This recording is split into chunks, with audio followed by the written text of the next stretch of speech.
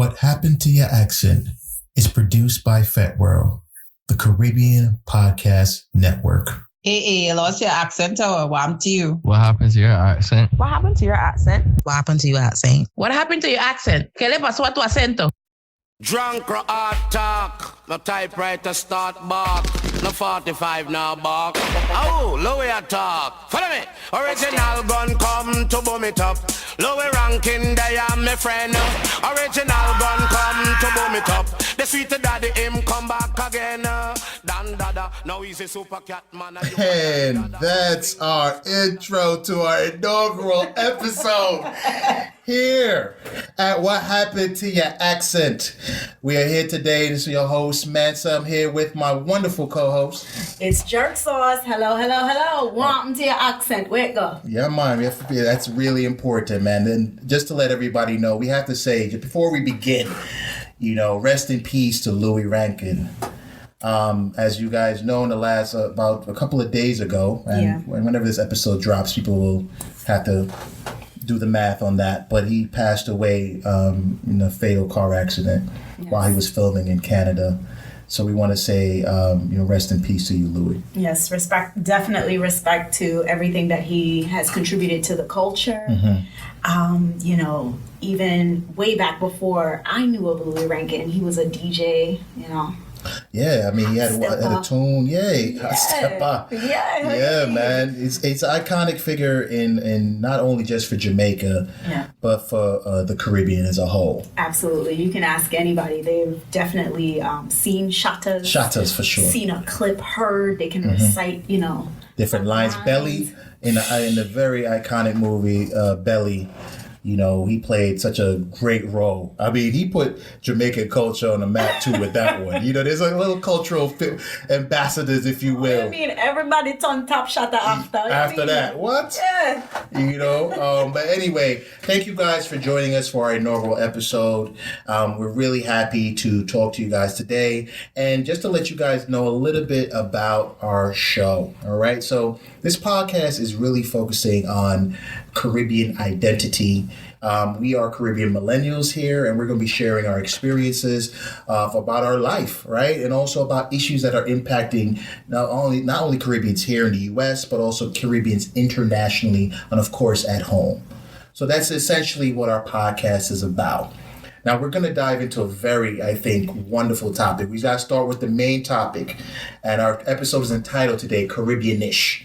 Now, you know what I'm saying? We know Blackish and Mixed-ish is coming out now. Grownish. Grownish. But we definitely have Caribbean-ish. Right. And I think for anybody who has gone through the acculturation process, going from one country to the next, there is some Caribbean-ish stuff, or even if you're like second or third generation in another country, right? And really, I think what those shows do wonderfully is talk about what it really means to be from a particular, race and culture, right? I agree with that. It gives you an inside look from the perspective of the person standing in the midst of it. Mm-hmm. I have been fortunate enough, I've been anticipating Mixed-ish for quite some time. Mm-hmm. And so I watched a few, 2 episodes that are out now. And you get to see it from the inside looking out as opposed to the outside looking in. Right. Which is so important. And for us here as Caribbeans, one of the things we want to talk about today is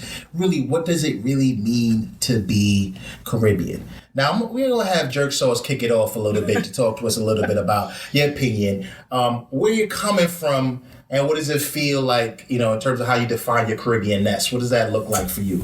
So for me, it's interesting because I am first generation Jamaican, so everybody else in my family born and raised in Jamaica, and even my cousins my age. So everybody, all the dog and the pussy, everybody. I'm the only quote unquote Yankee pitney, Wabanya, and then everyone else is too. They're just being born. Right. And so it's been very. It's like walking a line because, to the Americans, I'm the Jamaican, I'm the representation of the entire island. Mm-hmm. And in Jamaica, I am American and I am the representation of every Black American that's ever walked that's ever existed. Yeah. So it's just this weird, beautiful, dissection of both worlds. Mm-hmm. What does it mean to me? It means, for me personally, I feel like I have a uniqueness in different circles. Right. So when I was with my American friends, or even when I'm with my Soca family and they're all from different Caribbean islands, I'm still the Jamaican girl. They are still expecting me to bust out on my head top and, do all of those things. Right. And then in Jamaica, I'm the foreign grandchild. I am the light. I am, the one who Yankee, Americanized. You hear them type of terms. And just for everybody to know, Makeda and I are Jamaican. Makeda said second generation. I am born in Jamaica, but I immigrated here when I was about 9 or 10. So, and we are going to be engaging in some of these topics that are going to be about other Caribbean countries. We want folks to know that we'll do our best to always try to either have another representative here to discuss it from that country's perspective. Absolutely. Or do our best to do justice, because, we understand that not all Caribbean people are monoliths either. Exactly. We have a lot of things that we have in common, but we know there's definitely specific things related to a particular island and culture. We're not here to butcher your culture. So at all. We definitely have a profound respect for all of our other Caribbean massive. Big up Trinidad. Yes. Big up Grenada. Lucia. Big up St. Lucia. Big up Asians. Big up everybody. Antigua. Yes. Vinci's. Oh, especially them white. I just the Guyanese, right? We got all of y'all, so y'all know everybody. So even Belize. Belize gets left out a lot. Panama, we still consider y'all part of us. You know what I mean? Still, you know what I mean? Shout out to our boy Faith over at Fet Talk. You know what I mean? But yeah, just to let you know, okay, jerk sauce, I understand completely. It is something that is important that folks know in terms of my Caribbeanness. How do I identify as a Caribbean? And what does it mean to me? I see it from two different perspectives, right? There's two different, I would say, groups of people. And you have your traditional Caribbeans, and I would consider what I would call an international Caribbean.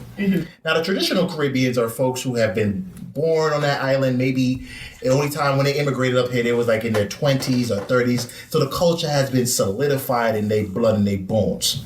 Whereas I think the international Caribbean is somebody who either immigrated at an early age or is second or third generation, who has a connection to the island, but also has to deal with the acculturation process of growing up in another country. Yes. Even though I like the fact that you're making these two distinctions, right? Because I think you and I, you and I are both Jamaican, but we have two different ideas, but yet we have a profound similarity. Right. So yes, traditional versus international, but I do feel like there's a spectrum. Right. Not to put you in a camp, right? But there is a spectrum here. That's so true. Thank you for noting that. Yeah. So not that you just fall into any particular camp, but you are on a particular spectrum when it comes to being super traditional. Yes. Right? Versus, and it's funny enough you say that, because at first when we were, talking about the topic, I said, oh, okay, well, my mom was born in Jamaica, but in my eyes, she's definitely an IC as opposed to a TC, because, she came up here when she was a little girl. Right. So she went through American school, but even when I speak to her, and there are certain ideologies that she has and certain beliefs and certain practices, it's very TC, but still infused with a lot of IC, where she, if you don't catch her in a traffic jam, you won't know she's Jamaican. Like her accent comes out when she's angry. Right. When I'm about to get my ass whooped, that accent's coming out. But at work, when she's professional face, 9 to 5, her colleagues would never know. Right, and you bring up such a important point, right? Like, first of all, it's on the spectrum. So everyone's way they identify in terms of the Caribbean-ness is either there's these different combinations that could come up. And one of the things that you talked a little bit about was accent. Yes. And what happened to your accent? And so accent is seen as one of the most important pieces of being from a particular island. It's the main marker. It's the main marker, which I think everybody says, like, if you don't have the accent, like, that automatically You're discounted. disqualifies you. They revoke your card. Oh, of course. Listen. It's like the major piece to, like, for a lot of people to say, oh, you really Jamaican, is where's your accent? Your accent it speaks louder than words. Right. Listen, I've met Jamaicans who, like you, for example, you shocked me when I didn't know you were Jamaican for like ever. Right. I never heard you with an accent, especially at work. Like, that's just not happening. Oh, I'm code switching. Cody. Call me Cody. I'm a code switcher. You know what I mean? Yo, no accent. What's like, David Mansa hits you with the hi, how you doing? And then we're gonna move over to the agenda, which is par for the and he's hitting you with the professional. My white voice is top solid notch, right? Let me tell you this. I have gotten jobs just on the phone. I remember this one time I'm there. I come into this interview and I'm waiting to be called, right? So I'm sitting on the couch. The lady calls my name and I walk up slowly to the receptionist. And she's like calling behind me. She's about to like call. She's like, David, is there David? That's that's my government name for everybody. David. And so I'm like, okay. I woke up and she's like, can I help you? I'm like, oh, yeah. I'm David. Yeah, the guy with the locks, the black, tall, the black big ass guy with the locks in this uncomfortable tight ass suit. Yeah, that's me. So like, yeah, but it's part of. And you're so right. When you are like an IC, you have that's code switching is part of it here. But to traditional Caribbean, that is the element that you cannot lose. If you lose that. Right. All of a sudden, you're not really. But you know more about Jamaican history and culture and have it more ingrained in you than some people who have the best accent. Look, no, let me not even say any names. Yeah? Let me just. You don't want to blow them up. Yeah. But, I've met Jamaicans who can't even tell you not one national hero. Oh, come on now. Now, we know I like the Paul Bogle and the Nanny the Maroon, right? Buster Manty, Samuel Sharp. Yo, all these people. So, ask them, I don't even know if they know how many parishes in the country. Or an Independence Day. What's a parish? But these are things that we may hold to very tight to us because, of course, we're not from that country. So sometimes we kind of more or less look into our culture a little differently. And that's where the ish parts comes in for us, right? Well, we have to, in order not to get our card revoked. Listen, when my Jamaican friends that I grew up with, because, Jamaicans only hang out with other Jamaicans for like up until a certain part of their life, for the most part, right? Or at least how I grew up. And for a long time, like, I wouldn't date American men. Or if you weren't Jamaican American, I wasn't, we can't talk, we can't deal, because my motto was, if you can't respond to a Barris Hammond song the way I do, if you can't sing a Sweet Sanchez tune in my ear, and if you don't know what a Nancy story is, don't talk. We have nothing to talk about. So see, and you was stricter than... So then I grew up, I realized, the Caribbean have other countries. Oh, okay, it's not just us. And I started talking and engaging with other people who weren't Jamaican, right? Right. And here was the kick. I almost got my Jamaican card revoked. I listened to soca. Oh my God. Right, which is something. Right. So, for instance, let's just talk a little bit about that. Yeah. Because as someone who is Jamaican, right, some of the Jamaican, let's say, traditional things. So I'm gonna start off raunchy. They can't eat pom pom. Enough of ball. I mean, I think men are coming. I think there's a transition now. Things are changing. But before... Same for the women. You're not for ball. Enough of ball for women. I mean, oral sex. Say you're not for goggle. Right. Oral sex. All them songs that can't sing. Under the sycamore tree. You know what I'm saying? Like all these different songs. And that was a big part of it. Right. So there's a lot of these different things now that I know for a fact, like, I am not with, so I'll knock on people's door like Jehovah's Witness preaching the good gospel of eating pom pom. That's how I move. So somebody will just automatically. Oh, he's American. That's some American Yankee business. You know, your dirty life you live. Fun all boas. Right? I mean, no, not really. I'm just Right, we're not for that. We'll say we represent all the bowers. We're just having a conversation right now. I'll be bowing like I'm in one of them Asian flicks. I'm just bow. I ain't with that. So one of the two, you got to listen to dancehall. Yo, listen to me. And that has to be your number one form of music. You can't go nowhere else. You can't go soca party. You can't do nothing. Roots, rock, culture, all that. Half like that is it. That and gospel, and then that's right. Or the reggae gospel that you have to hear. Right. There is no soca. There is no. I mean, you know what? Honestly, hip hop, rap, R&B. No, wait. I'm gonna take it back. Jamaicans love Celine Dion. Yeah. There's certain things from America that they would steal and use their song in music. So Sanchez would always take a song and come back sweet. and make it sound sweet. So, but if you didn't listen, let's say for instance now, like when you say you listen to soca as a Jamaican, right? Not only are not accepted by the soca people because they expect you to listen to dancehall, but the Jamaican people looking at you like, yo, listen, you like soca? My bestie.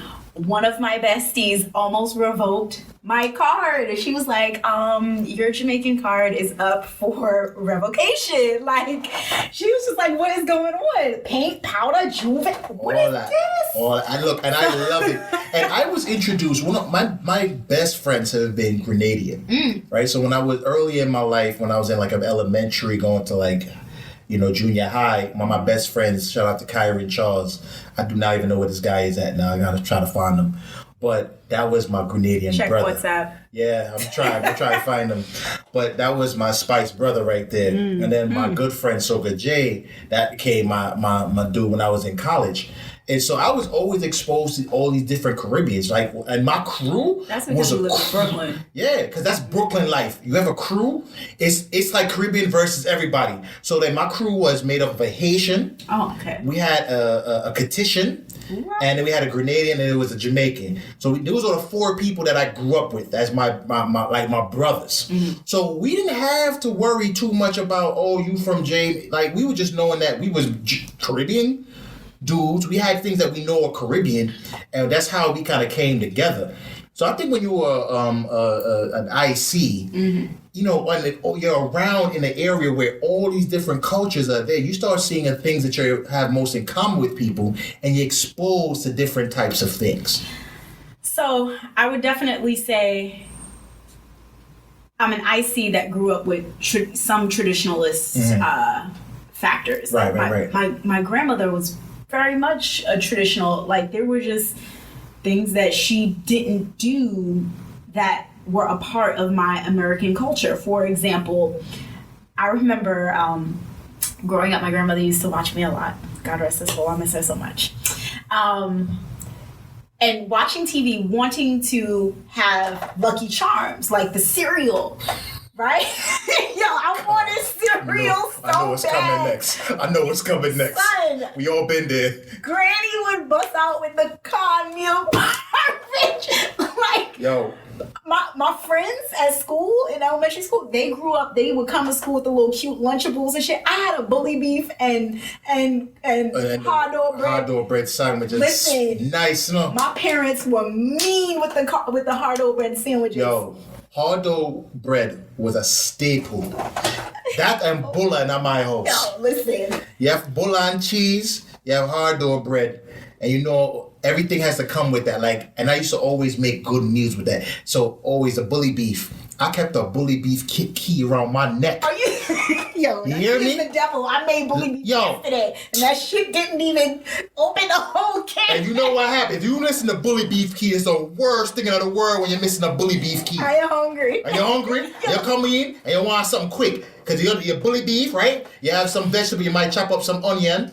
You get some black pepper, tomato, right? Or you use my ketchup. I saw scallion, not this green onion. Not scallion for sure. Hold on. That was another thing I noticed.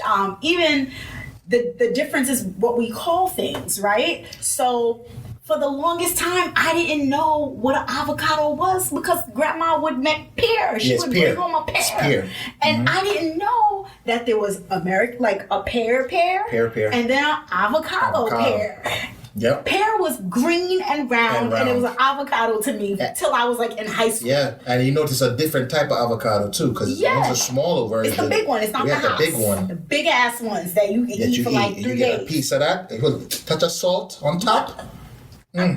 Anyway, but you know, so the bully beef. Let me just finish that up. Because when you not have your bully beef key, I'm gonna ask you for the bully it's a problem. Okay. I done had to open bully beef keys up with you try and open up the can opener and then now it work too well. I use the knife and bust the top, and then I put a little ketchup on it. I'm telling you right now, that and some white rice was everything. That is life. Everything.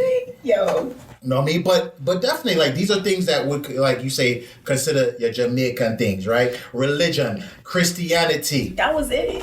Nothing else in a Jamaica. What's a Buddhist? What's a Muslim? What's that? That and probably Obia, the other thing that people that probably would get into sometime. And no disrespect to our Muslim family, no disrespect to our Buddhist family, Zen, whatever you are. Whatever spirituality you are, we're not disrespecting that. That's not what this is about. This is just, we're just highlighting what's key. Like, for example, in Bahamas, the laws are built around biblical laws because it's a Christian country. So the law, like, they don't do a separation of church and state out there. It's just wrapped up into one. That's the deal.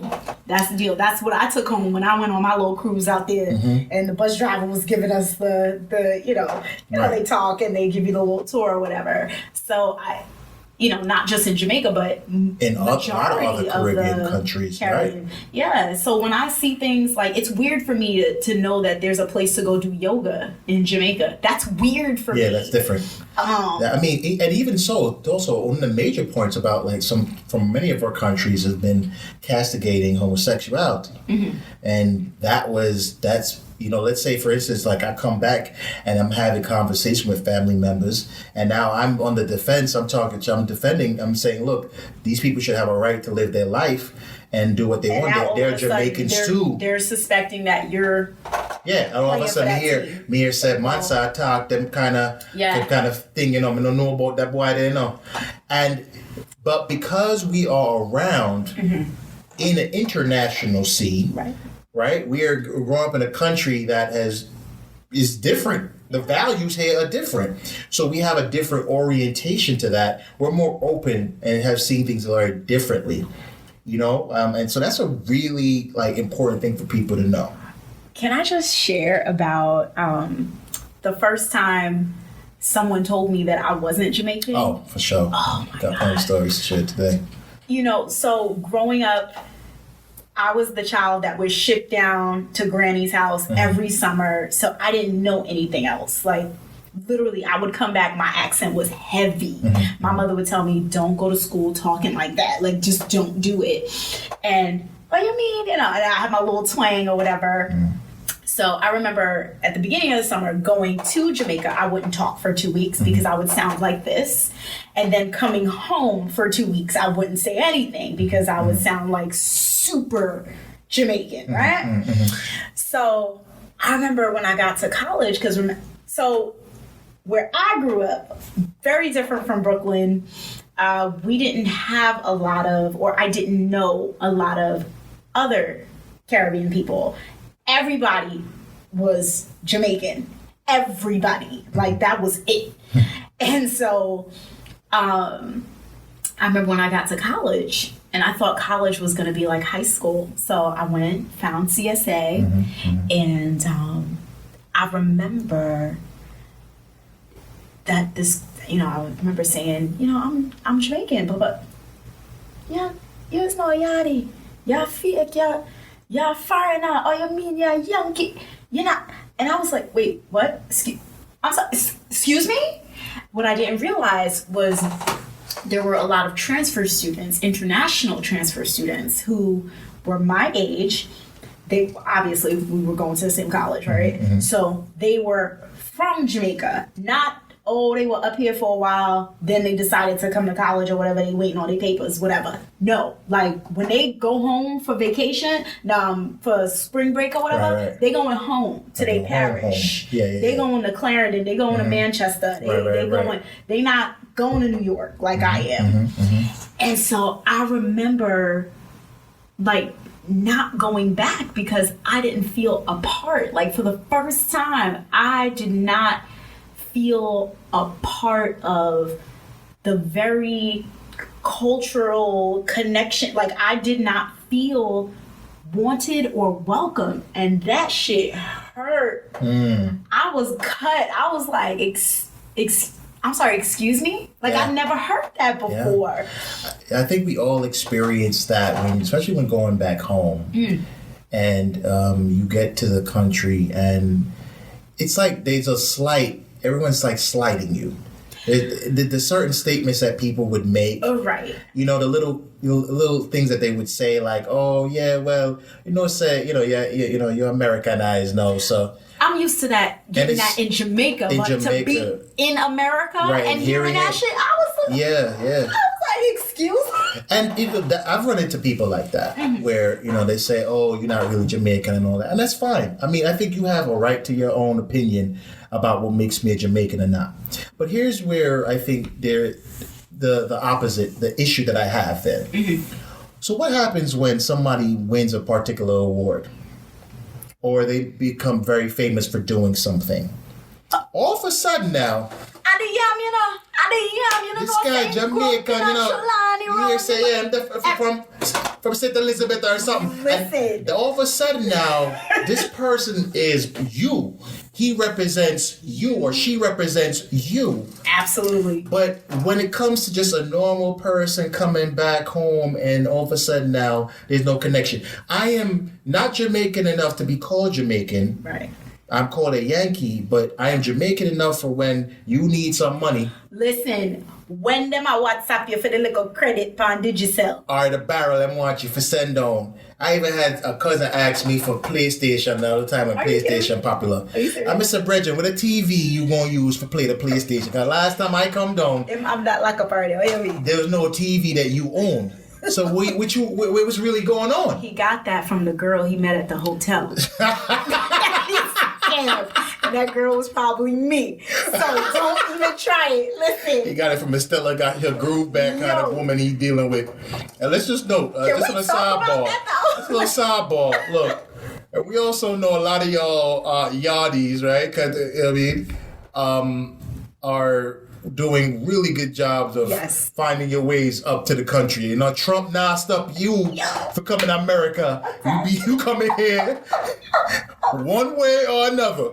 Whether it's blowing the back out of a nice, wonderful white woman who's going through a divorce.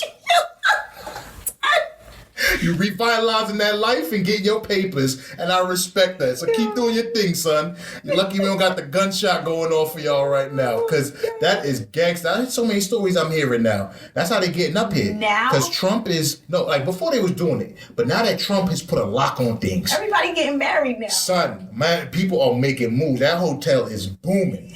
White women, if y'all are looking for some good Jamaican or Caribbean cocky, just go down to the spot and just let people know, say you're open to visas and green cards and all them things. Listen, I tell all of my American young ladies who are, I'm going to Jamaica, I'm going to go visit. I said, listen to me, don't come back up here with nothing you didn't pack in your suitcase. What you mean? Then next thing you know, I'll check up on them via WhatsApp. Hey, how's your vacation? You having a good time? The place is beautiful. Oh my God, I met this guy. There's always a guy. Listen, I would tell him, sis, he got a family of 3 down the road. Don't do it. Listen, man, we got gonna lie about that. Look, that's another show. Whole nother topic, but that's another show. But definitely, those are some of the things that we want to say. Like that we can't be Jamaican or Caribbean enough for you to reach out when you need help with something. I think what the problem is that people just don't have the ability to see things from an international, global perspective. We are now at a time where the world is no longer just local and national. We are all intertwined and interconnected countries. It's a global market. Absolutely. And of course, I think what Jamaicans or Trinidadians, Guyanese, people who are living as traditional Caribbeans don't probably acknowledge or recognize is the power of having representation in another country. Case in point, Trinidad is now has an influx of Venezuelans coming to their country because of the issues that the United States has with Venezuela. Venezuela has issues with the government there. There's been, quote unquote, whatever they want to call it, a coup, or you might want to call it that there's just revolution going on there, whatever the case may be. This has led to an influx of immigrants going down to Trinidad now trying to escape Venezuela. That's a problem. That's an international problem. So Liquor Oil TNT now is having to deal with an immigration problem that they are not equipped To handle. Mm-hmm. What could we have done here as Caribbeans in the United States to ensure that something was happening right with Venezuela? Right. Because we know it's impacting one of our Caribbean nations. And so if you have a whole coalition of strong Trinidadians, right? Not no American people, Trinidadians living here, maybe you can go and talk to your local official. Right. Talk to your senators. Talk to your House of Reps. I think, our charge or a part of our responsibilities as I see is to, yes, build your life here. You were born here and this is what you know, but also take a look back at home, like what's going on at home. Ask your parents, if that is possible, or ask your loved ones, okay, instead of you asking me for credit, what's going on the island? What is an issue going on the island that I can help be an advocate for? And that's the thing, Jerk Sauce, that's the thing. We're not looking at each other as resources. And instead of just coming, I think this is where the slight comes in. I'm speaking specifically for me now. Listen, every American Jamaican or Jamaican that's in America supports the island. Right, but that's the thing. It's because I want to support the island, but it's hard when you don't feel accepted. Yeah. And you are disqualifying me from my culture, my roots, and my heritage. It's literally akin to the whole Africans who don't like to call us part of their country or their culture there in Africa, when we know that's where we came from. Right. And I think people don't understand the traditional Caribbeans. Sometimes there might be some level of jealousy because they think you have it better.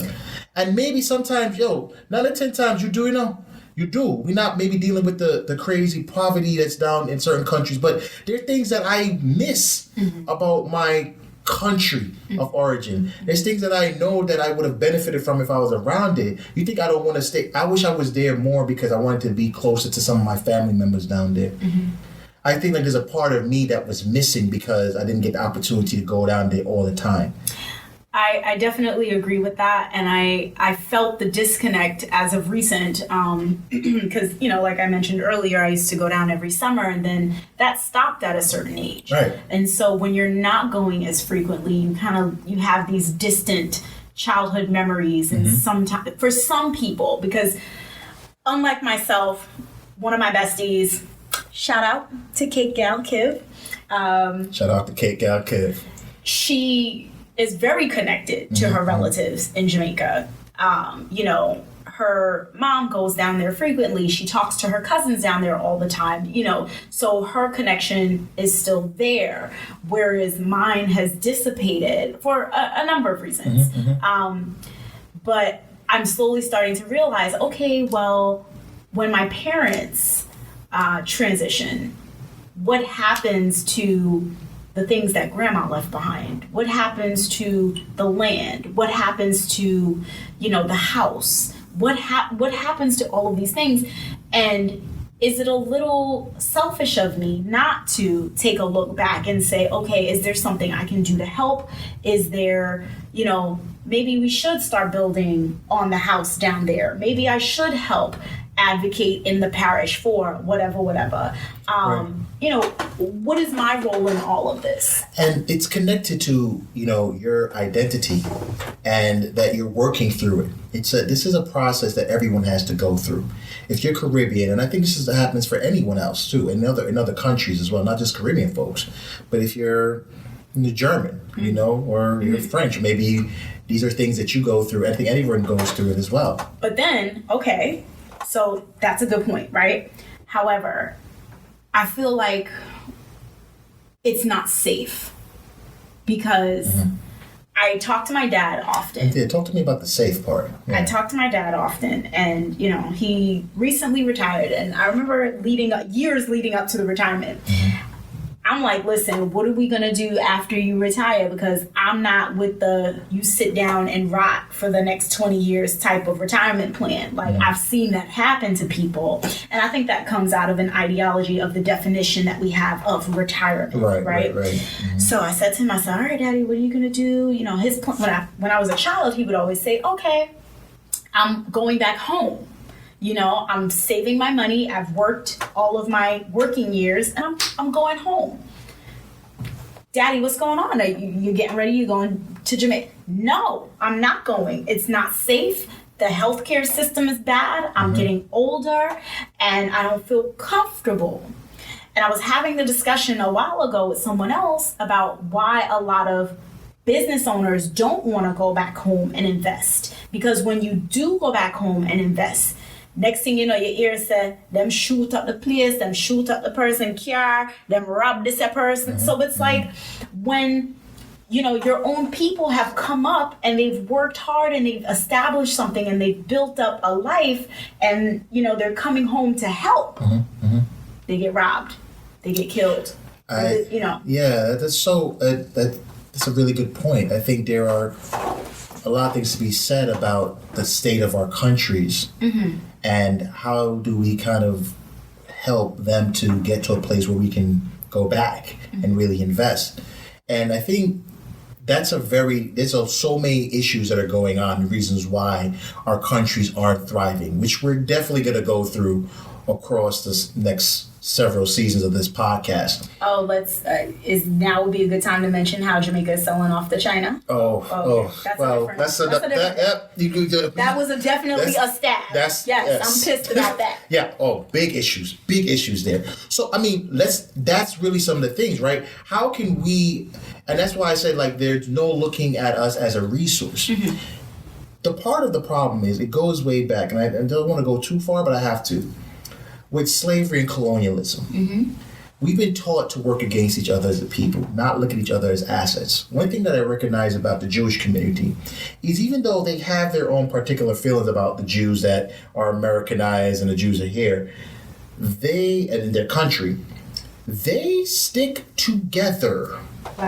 In terms of policy, when you cannot even say a bad thing about Israel. We all know that Israel is doing craziness to the Palestinians. I mean, from war crimes, you name it. It's damn near South African-esque, if you ask me, what's going on in that country when it comes to Israel and Palestine. But no one can even make a comment about it here in the U.S. And we know the U.S. is the one that's keeping Israel going. They get so much trade done, the money, resources, military, weapons, things of that nature, that what keeps Israel safe. But no one's, so you know what I'm saying? You know what I'm saying, jerk sauce? People don't realize that, we have to utilize there are millions of Caribbeans here in America. We don't mobilize the way they do. We don't protect our Caribbean nations the way they do. We can't even stick together about having one carnival instead of a carnival and a party. Come on. Sidebar. That's not a good sign. Not a good sign. On any level. But, that's still reflective of the things that we do here as Black Americans. So switching over a little bit out of, our Caribbean space, right? And being a Black American, the same is to be said. We can't even get together on one thing. Like, we're going to boycott. What is our agenda? We're going to boycott Waffle House. Boom. We can't even all do that. And that's the problem. I think I think we as Caribbean millennials, especially ICs, are in a different space. We think differently about the world. We see things very differently than everyone else. And I think we are actually the ones who can actually unify a lot quicker than a lot of other folks. I agree with that. I think because I look at my group of friends, And I have from, like I said, Panamanian. I have people from Trinidad. I have folks from Grenada. You know, I have this large group of people from different islands that I consider my brothers. And we can get together and do some stuff here. Now, this is kind of unheard of in like the Caribbean. I mean, they have all the different coalitions out there and stuff like that. But it's like mostly unheard of that folks are doing it like that. And also the fact that we're millennials too. And a lot of us now have benefited from our parents' hard work and labor by being able to go to college and become educated. I will definitely say that is one Caribbean or Jamaican stereotype that I will wear proudly. You must be Jamaican. You got more than one job. You got 3 jobs. And they send their kids to school. School's the most important education.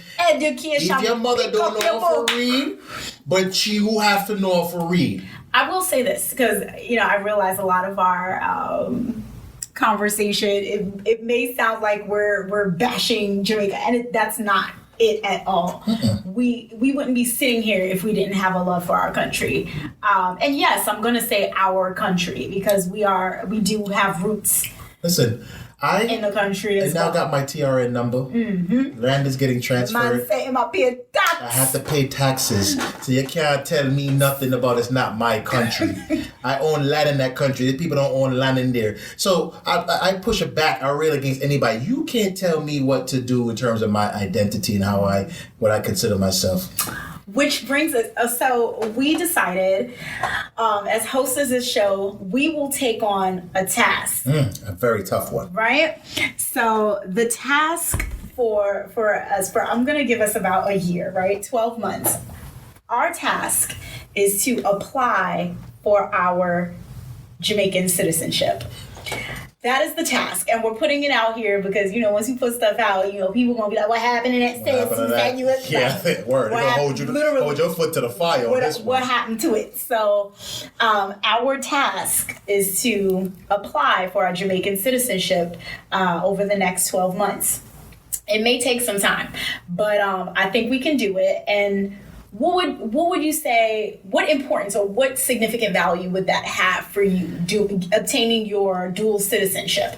Well, it really signifies my dedication to the country and to seeing that we protect it here, abroad and it within the country as well. And for me, I think that just people say citizenship is just not about a piece of paper. I think I've been a citizen. This piece of paper does not do that for me, but it is something I can show and say, look, certified here. You can't tell me nothing at that point in time. Right. I have my dual citizenship. Also, just to note, even one of our hosts from another show, Melanie, shout out to Melly Mel over in Love Your Vibes, folks. She got her dual citizenship. Oh, dope. Yeah, so she is, Beja to the bone. And she will fight anybody for disputing that, even on, anything that she does, it's so Beja oriented. And I love that. We can still, you don't have to be born there. I'm happy you said that because there are so many, I'm grateful that I have Jamaican roots. There are certain things that I grew up learning and being taught in a certain way because of that. Right. One of the things, manners is key. In any Caribbean country, they will tell, there are certain things that are just German. It's not just, because I'm a Jamaican. It's because I'm Caribbean, period. Having manners. Right. What? Excuse me, you're a child. You're not going to call some grown adult by their first name. You will address them as either auntie, uncle, depending on the relation to the family, or they're Mr. and Miss. Right. That is the day. Not none of this, call me Linda, you're 3. Right. And those are certain things, and because they're part of our traditions that we know we need to evolve, and they're part of traditions that we know that need to stay. Right. I mean, and one of the things also I want to mention here is just how many people here in the United States have a Caribbean background and heritage and we don't know. Hidden Caribbeans. Hidden Caribbeans. He's talking about hidden colors and all that. Like, there are hidden Caribbeans that are amongst us, people. This ain't no conspiracy theory or nothing like that, you know. They are hidden Caribbeans amongst us. So I have to say this because this is the perfect space to say this now. Right. So I must admit, so I've always loved, you know who I'm about to say, Amanda Seales. Shout out, Amanda Seales. When you hear this, shout out. So I'm not going to fan out all the way. But when I found out, I loved her to begin with. Right. But then I found out she was Grenadian. Oh man. It put a whole new light. What?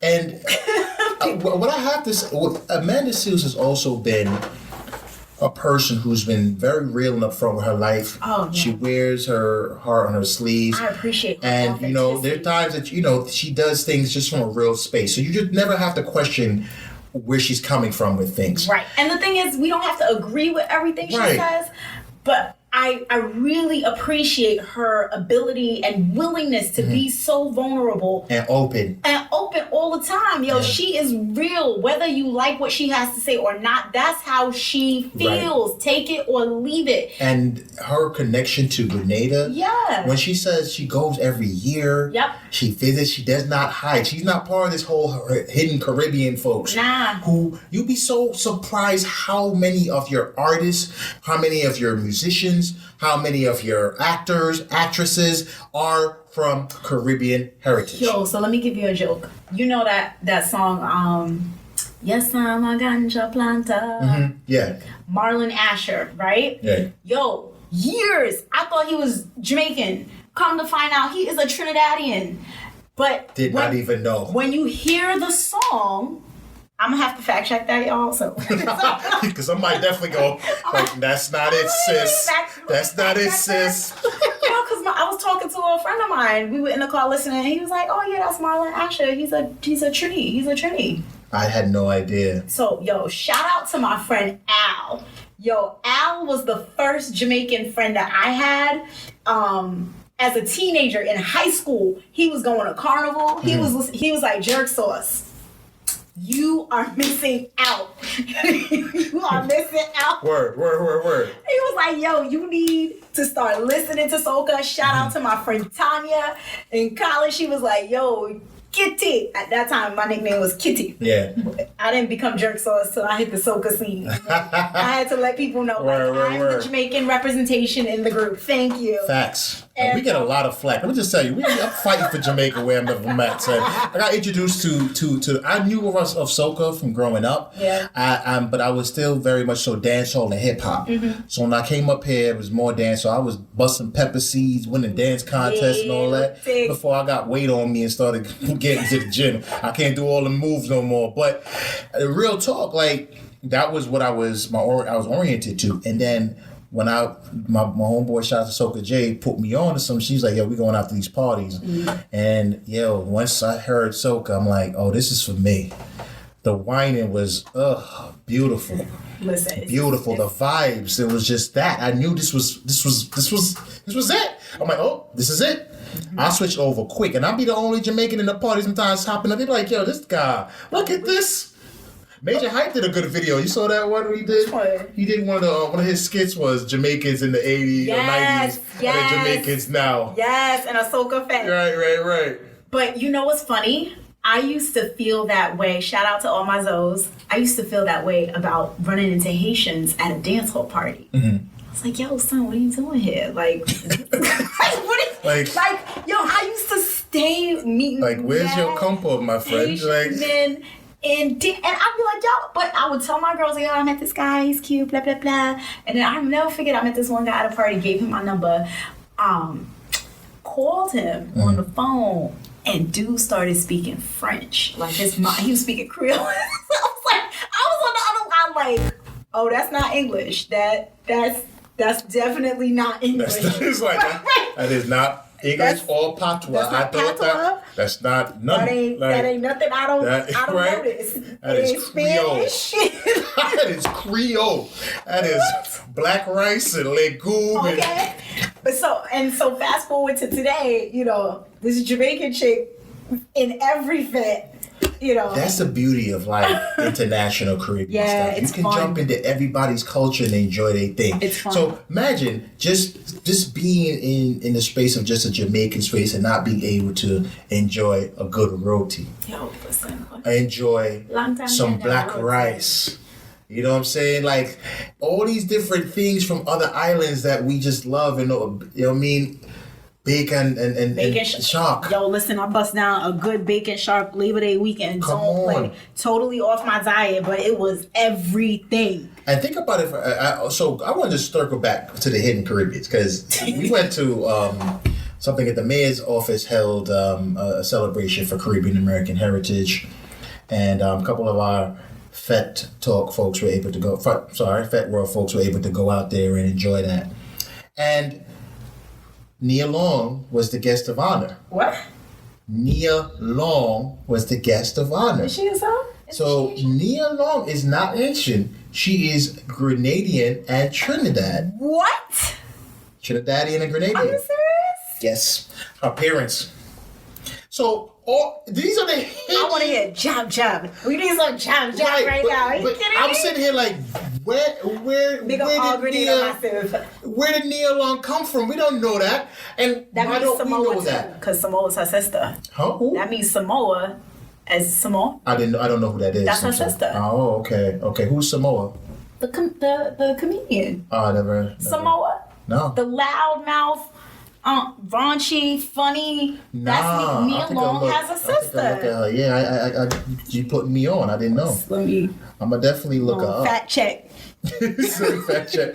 Nah, but these are that's what we're talking about here, right? Like these are like the hidden Caribbeans that are amongst us. So we have to just also note that Caribbean folks have done a lot of great things here within this country, and if we can really start to, she is thing. She is her sister, Samoa. Yeah, that's what I'm telling you. Get the Yeah. Samoa is raunchy as hell, yo. Yep.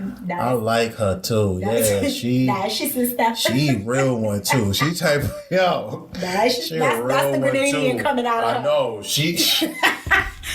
Yo, she real too. Like I just imagine as a guy dating her too. Like she look like she take you for what you got. You won't even mind, son. That's a real one right We're gonna have to edit that there. out. Some more. Oh, shout out to them, man. But yeah, like, so, you know, and just kind of wrapping up here. Yeah. I think what we're saying here, from all the different pieces of the puzzle, is that first, as a Caribbean person, it's important to note, stay connected to your cultural heritage and your roots, you know? And, you know, basically take care of your thing. And So before we wrap up and head out,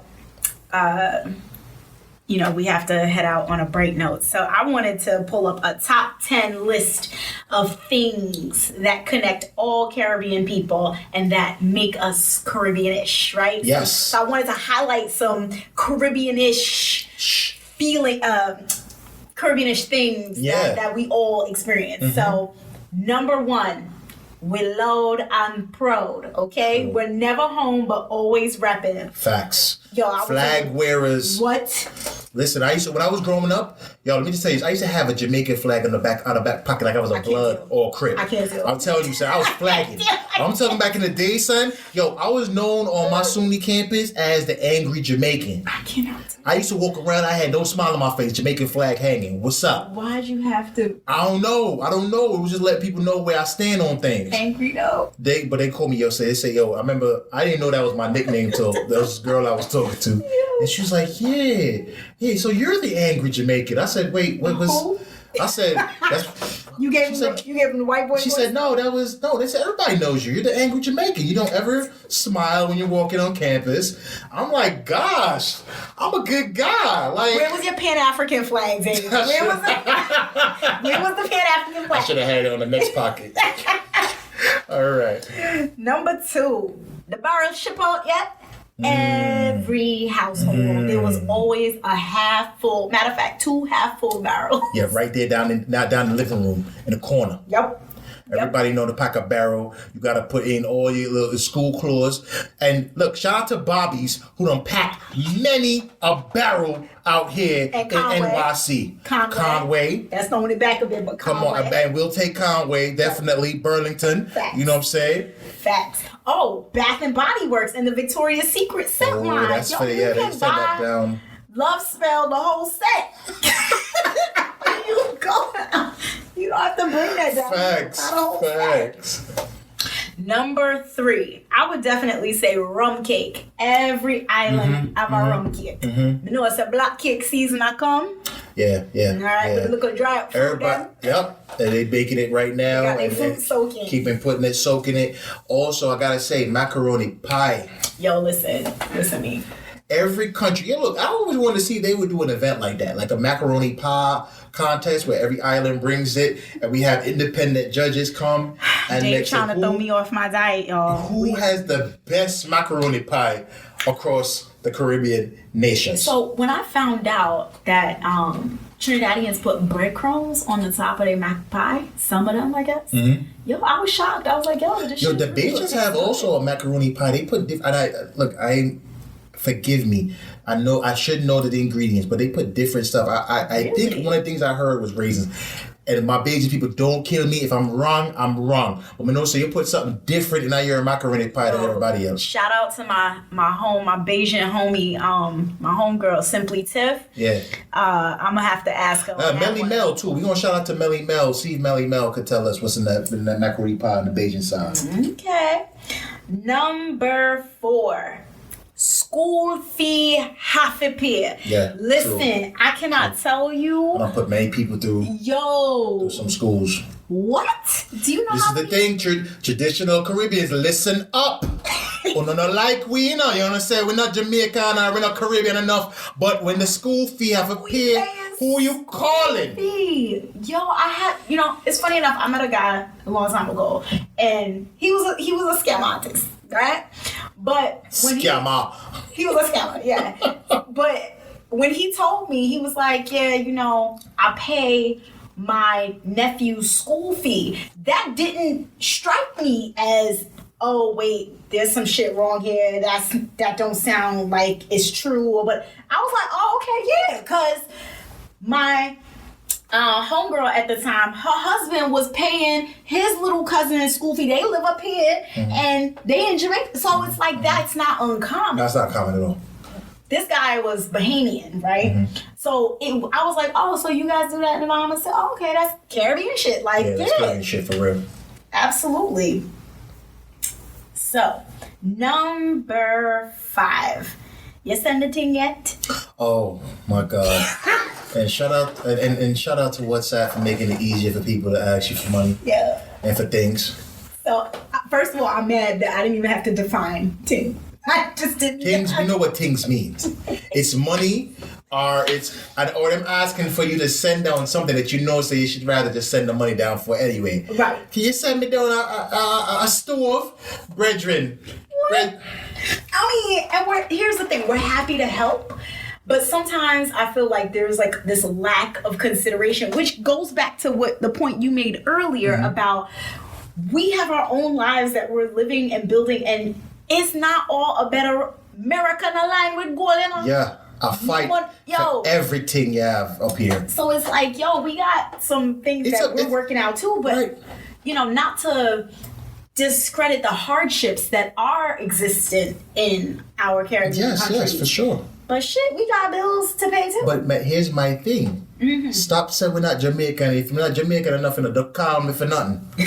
So that's all I'm trying to say. If I'm not Caribbean enough for you to call a Caribbean, don't call me for anything. That's it. Those Western Union runs were real. Western Union and it's a staple in our community. Yo, when you gotta send that, what's that MCTN number? Yep. Everybody asks for the MCTN number. What a code. Put down the secret on it. Oh, the money for put on the phone. Oh my gosh. Did you sell credit? Oh man. Facts. Like gold. Number 6. Make sure you know your book. Let me tell you something. I remember I used to walk through the house and sing and do all kind of thing. I only hope you say you know your book. Yeah. As good as you know the sound. Right. Right. My parents were big on education. My father even went as far as he tried to trick me. The man, gave for 2 weeks. He said he's gonna give me $5 to get up to 190 on the test. So I'm coming in and say, oh man, I count money, man. 5, 10, 15, 20. I make some money this semester. That's the capitalist in you coming out. Woo! So me get all grades coming in good, man. So then the next after he stopped putting the money down, he said put the money the test on the table. He put the money down. So come in one day, get like here, so me get a low grade on a test. The man come in and cut me, yo. I'm saying the man beat me, And the man said, well, look, we know say you can't do it now. Here it is. So the man set me up, we realized the man set me up. Skeleton is Book important to Caribbean people. We would do anything. Education is so important in our culture.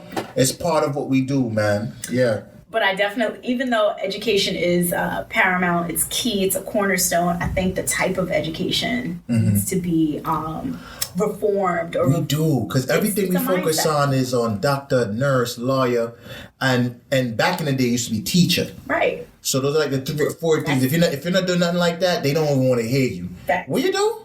You're maybe engineering. Yes, you can't get away with that. Right. Artist, what kind of artist? Yeah, they don't respect. Caribbean people do not respect none of that. And if you're not doing those 4 or 5 especially staples, when you're up here. Oh. And when you're in Jamaica, it's like if you're gonna be an artist, if you're a DJ, then fine. Mm-hmm. I don't think we pay much homage, and it's unfortunate, to our fine artists, right? Like our painters, right? And I'm still waiting to see a Jamaican woman win the gold medal in gymnastics. As much gymnastics as me see in a dancehall party. True. Me want to see one Jamaican gymnastics team. Yeah, man, we should be on top. Yeah, flip off, under. People swimming in the river and all them things with the current. We need a swim team. Come on, son. We need to get with it. So you gave us a beautiful segue into top 10, number 7, cut ass. Yo, beatings. Enough time you get beaten in an office on little things. All Caribbean people know beatings, man. You can't. That's one thing too. We have that connection across the board. Facts. Because beatings was happening whether in Jamaica or America. Beating. My mother beat me up, and I go to school, and the teacher was Jamaican. So I'm gonna come home, and I guess because I show people my beating scar. Yo. And my lady go tell my mother, so mother said, oh, you want to lock me up? So you get you want me to lock up? He said, well, I beat you with love. The people that are going to beat you with hate. Yo, Mama Jerk Sauce, she, all her renegade that tonight. Yo, Goody used to tell me, I used to get beat if I looked at her wrong. So she'd be like, yo, don't look at me in that tone of voice. What the fuck? Meanwhile, I'm cussing her out in my head, you know. Of course. And when she would say that, and on top of that, she was a psych major in school. Mm-hmm. So, the little things, I didn't get beat. I got beat for the little things and not the big things. So, every time I thought I was going to get a beating, I didn't. And I was faked out because, the anxiety all day in school. You think you're going to get your ass whooped. And then you get home and it was like, nah. But then that next little thing, the cut ass of life. Oh, man. What I used to hate was when my mother used to do this. She called me one time in the early in the morning, had a whole day planned out. Early in the morning, about 9, 10 o'clock, me get a call. My mother say, yeah. So me hear the neighbor say we was kicking garbage can down on the block. All right, me and you when we get home. Me and you when we get to home. No. My whole day done. I can't do nothing now. I'm thinking about trying to go out and play. People, yo, D, you coming out to play some ball? I'm like, yo, nah. I'm gonna stay in today, B. I don't really know. And then when it started to get closer to her coming home, and you start hear the cars coming in outside. Every time you hear something drive up, you look outside the window. Facts. And I never forget, she come in that day. She come in and she said, may I help her, the groceries. I'm coming in my food in the groceries. Extra nice now. And I said, Mommy, you need anything else? She said, yeah, no, just get the belt. Yeah, right.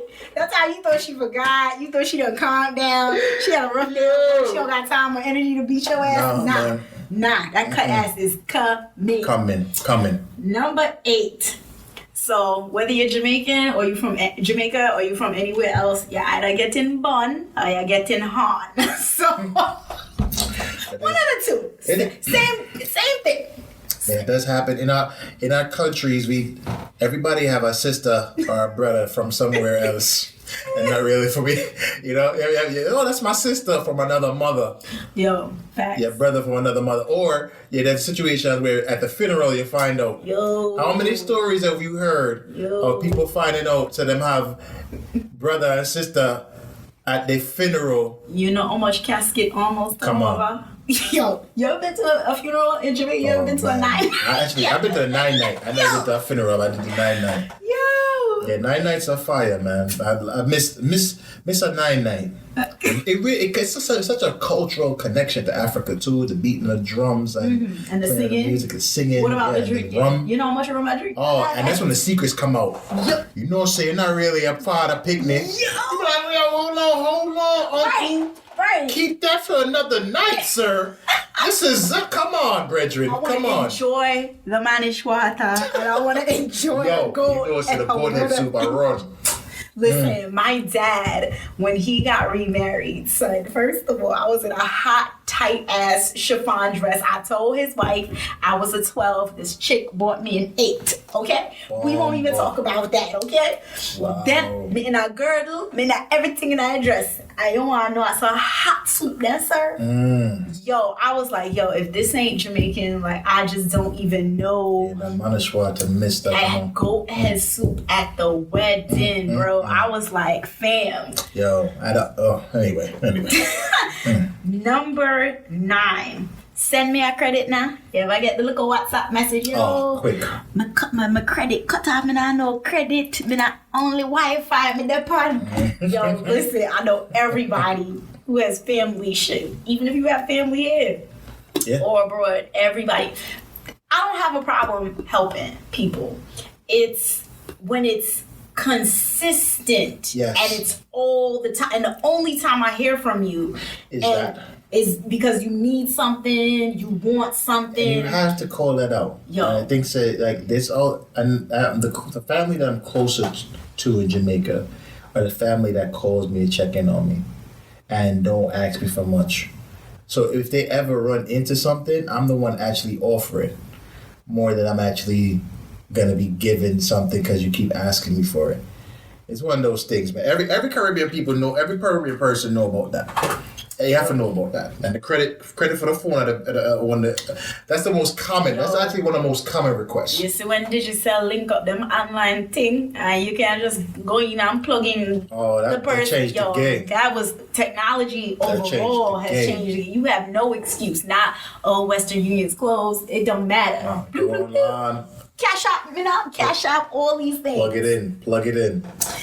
So bringing us to number 10, and then we have a bonus for the top 10.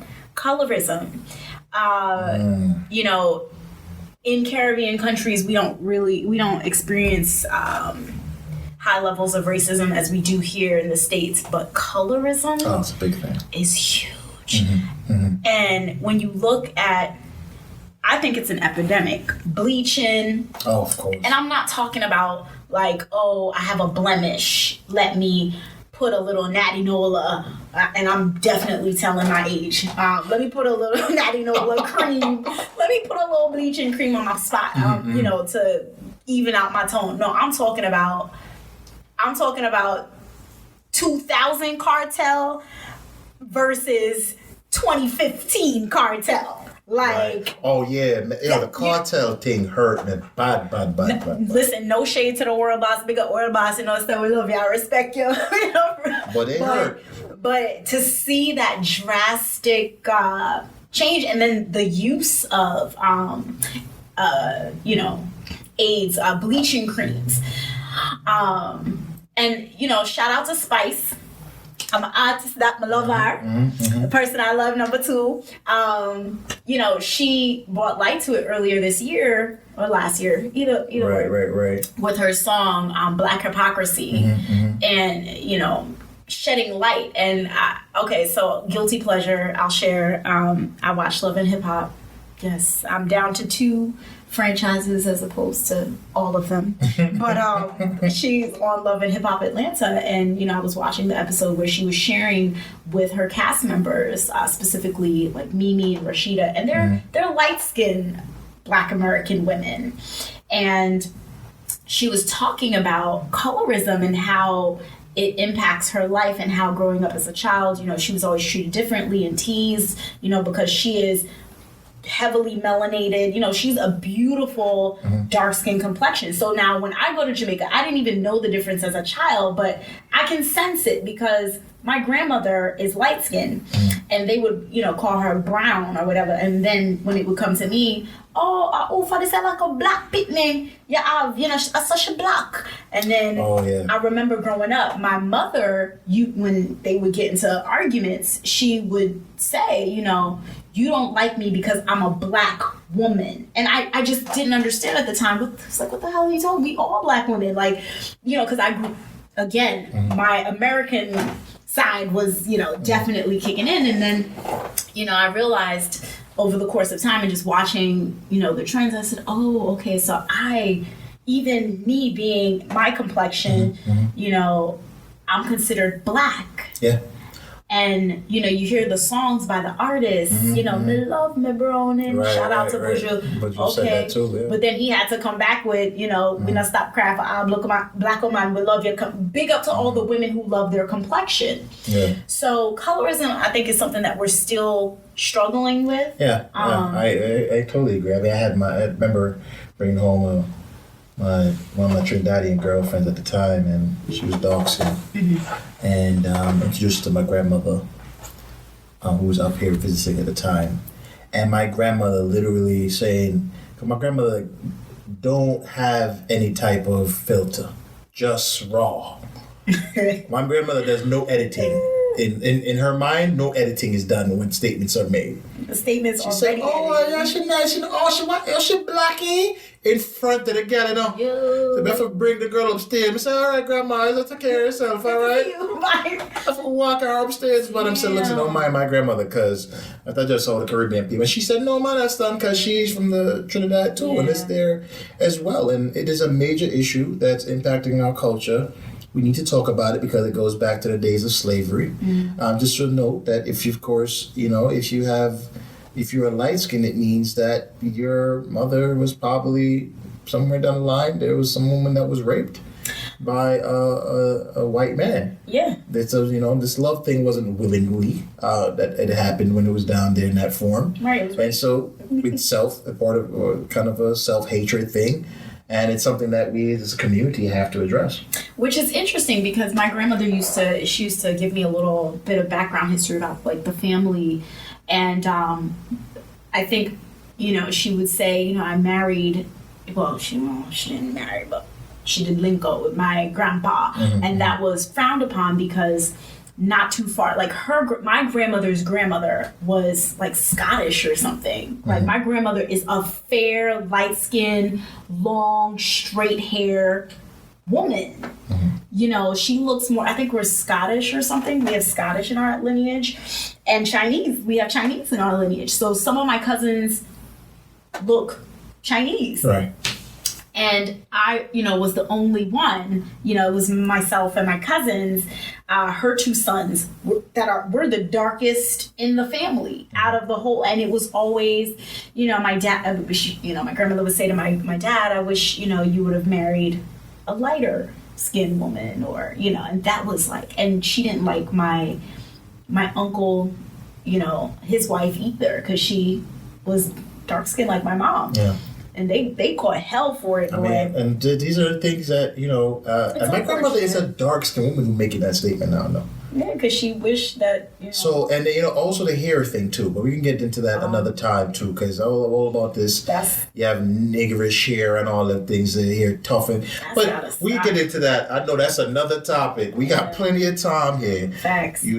But the bonus point in all of that, and this is I love beautiful segues. We're all African. My dad, he's heavy into African studies. He's always been, and he taught me a lot of what I knew, because only thing I was being taught in the schools were, the slaves came over, right? Mm-hmm. No, nigga, we didn't come over. Yeah, pardon my, we didn't come nowhere. We got the flight and bought a ticket. We were captured. Now, maybe that's the C word you're looking for. Right. We were captured. And my dad would always say that the Africans that got dropped off in the Caribbean islands were like the rowdiest ones. That's why they had to get us off the boat. Get them off quicker.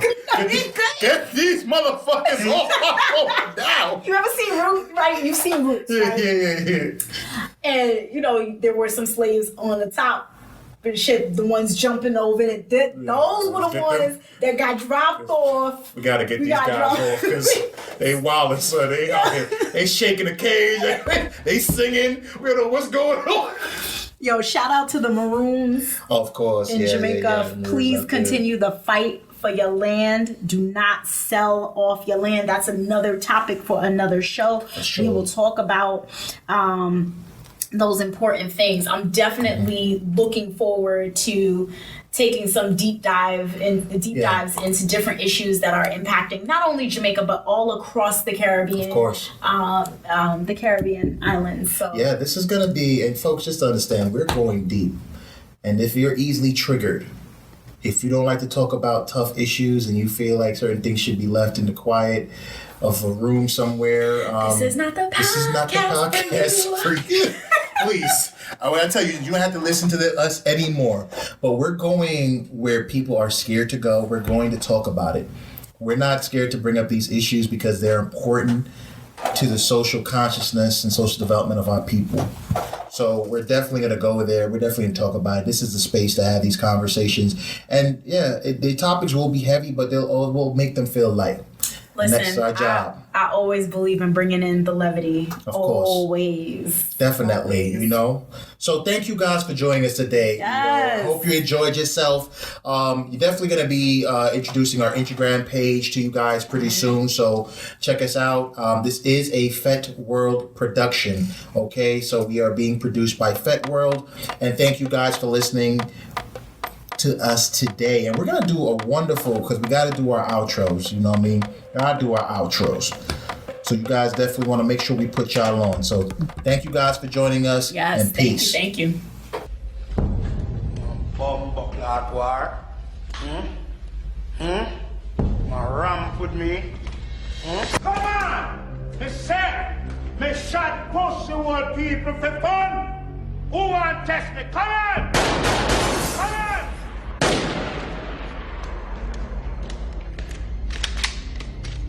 Who not bumbleclot ramp with? You know me? I am the original Jamaican Dandana. You understand? Jamaican road boy. I don't want to ramp with bumbleclot me. Come on. I murder people.